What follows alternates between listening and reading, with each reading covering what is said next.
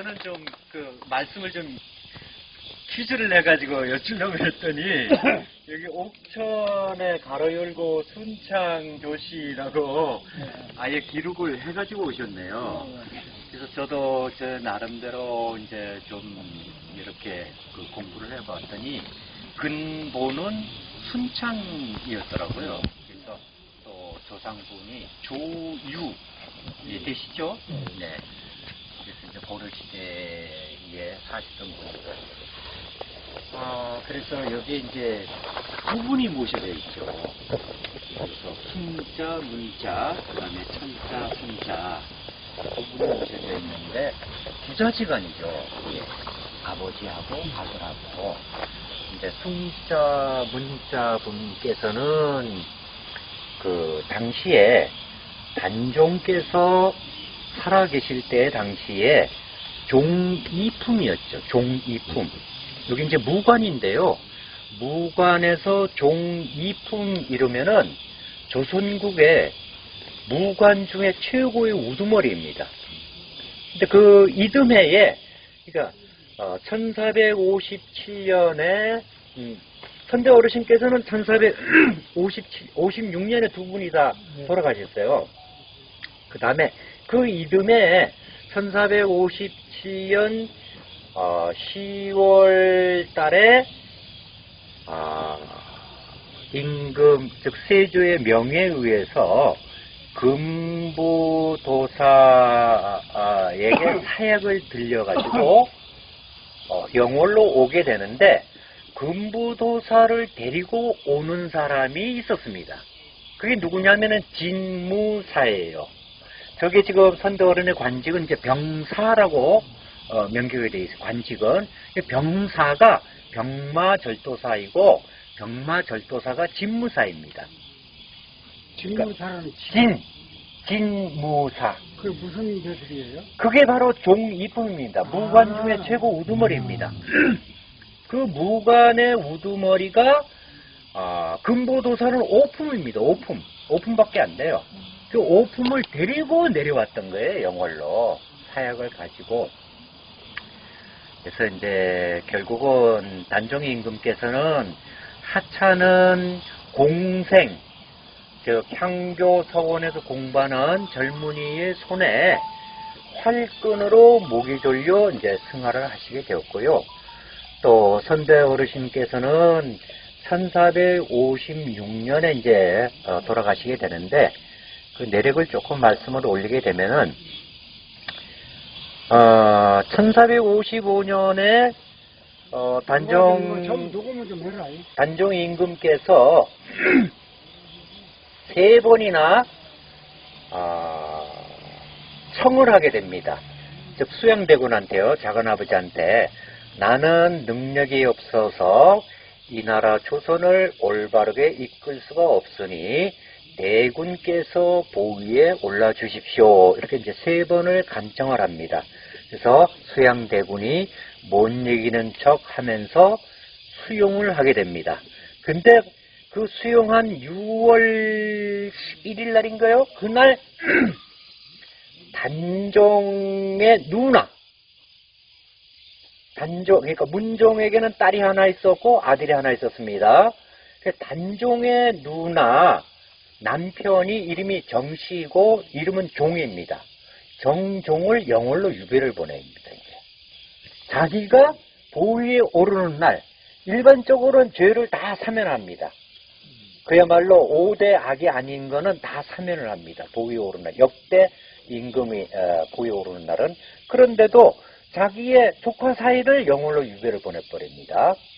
그렇게 해서 보위에 오르고 나니까 이듬해에 1456년 6월 8일 날 결국은 이제 큰 사건이 발생하게 됩니다. 이름하여 후대에는 사육신 사건 이렇게 얘기하기도 하고요. 또 병자 옥사, 병자년에 일어난 옥사이다 이렇게 얘기하기도 하고 사육신의 난이다 또 이렇게까지 또 얘기를 합니다. 근데 그 과정에 사육신 사건의 근본은 처음에는 7명이었습니다. 7명. 이 7명이서 기획을 했습니다. 그랬는데 그 중에 딱 한 명, 김질이라는 인물이 아무리 봐도 판세가 틀렸다 하니 나는 살아야 되겠다 해서 세조를 직접 찾아가서 고변을 하게 됩니다. 그래서 그 결과에 따라서 6분은 전부 다 이제 큰 모진 고문과 또 능지처참 또 어떤 분은 자결도 하시게 되고, 그래서 이것이 이제 처음에는 단순하게 조선왕조실록에 보면은 단순하게 그 상황에 대한 충심이 지나쳐서 너무 과해서 그렇게 발생된 일이 아니겠느냐, 이걸로 끝을 맺자 했더니 세조를 보필하는 신하들이 절호의 기회라는 거죠. 나를 요만큼이라도 이 조종에 대해서 요만큼이라도 생각을 달리하는 사람하고는 같이 일하게 되면 언젠가는 이게 문제가 생긴다. 그러니까 이것을 이번 기회를 삼아서 다 제거해야 한다 해서 자꾸 엮어내는 겁니다. 이거를 자꾸 엮어내니까 선대 어르신이신 그 숙문의 아들 철산, 이분께서는 또 성승의 또 사이잖아요.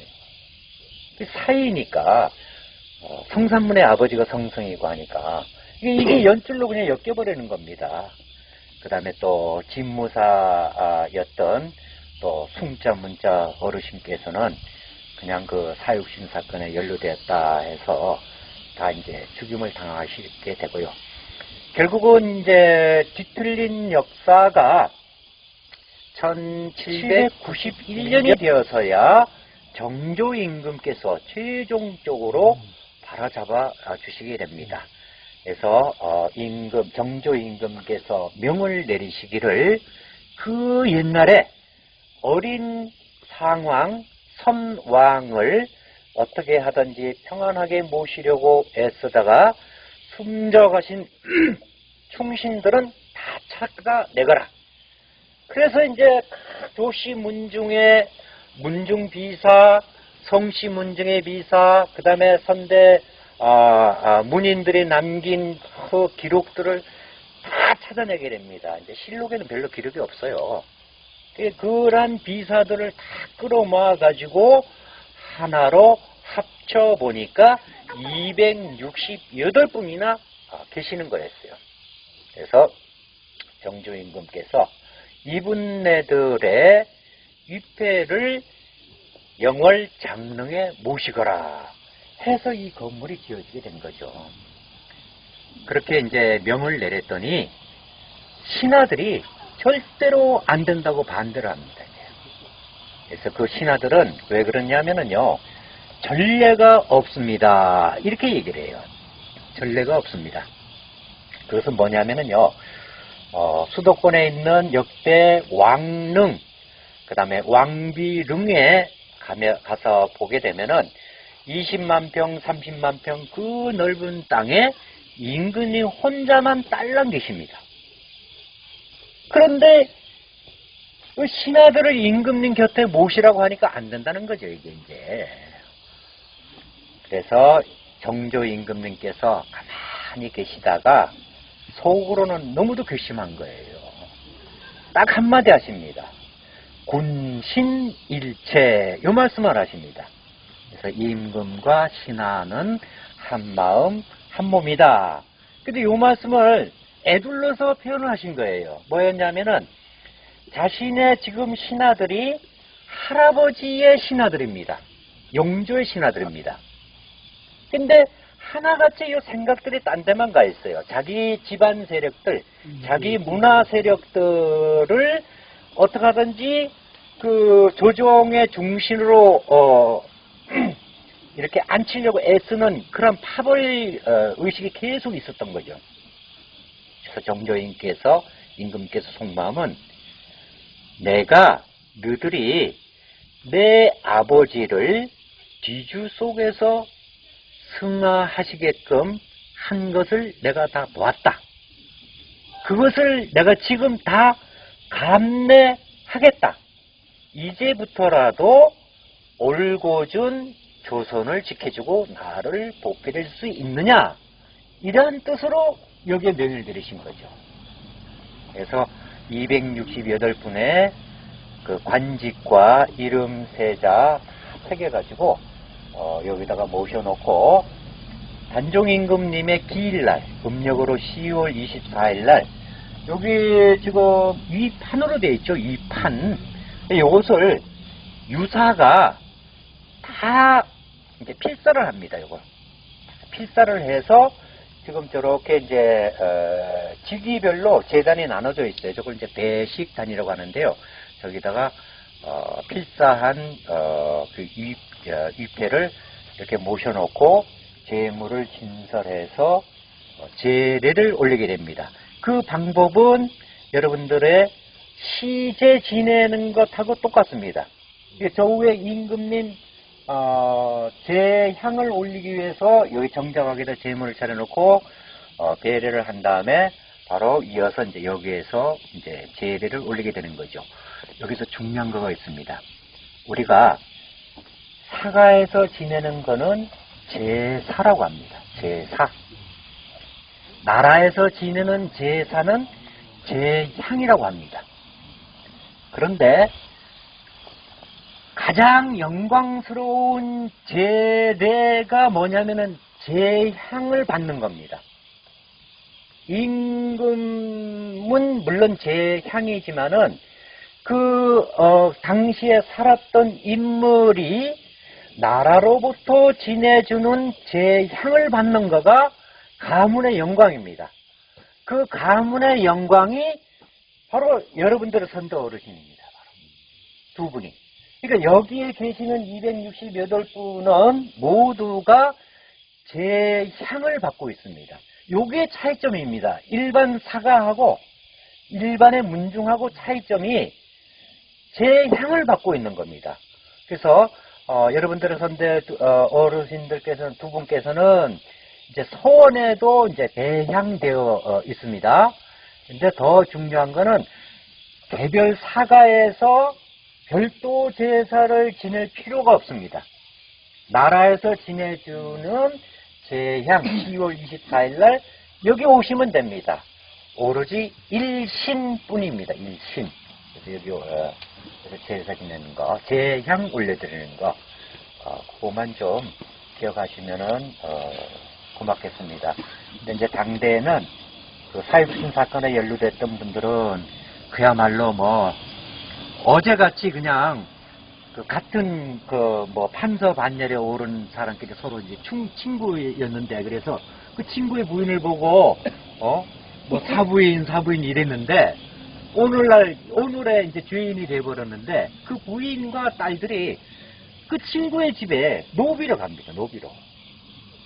그놈이 달라 그랬어요. 또 날 주시오.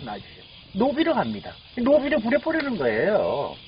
있을 수 없는 일들, 그러한 어려운 과정 속에서도 그 대를 이었기 때문에 오늘날의 조선국의 역사가 이렇게 계속 이어질 수 있고, 또 단절되게 이어서 옥천조시로 이어지는 이 문중이 이렇게 번성할 수 있었다는 거, 그렇게 말씀 올릴 수 있습니다.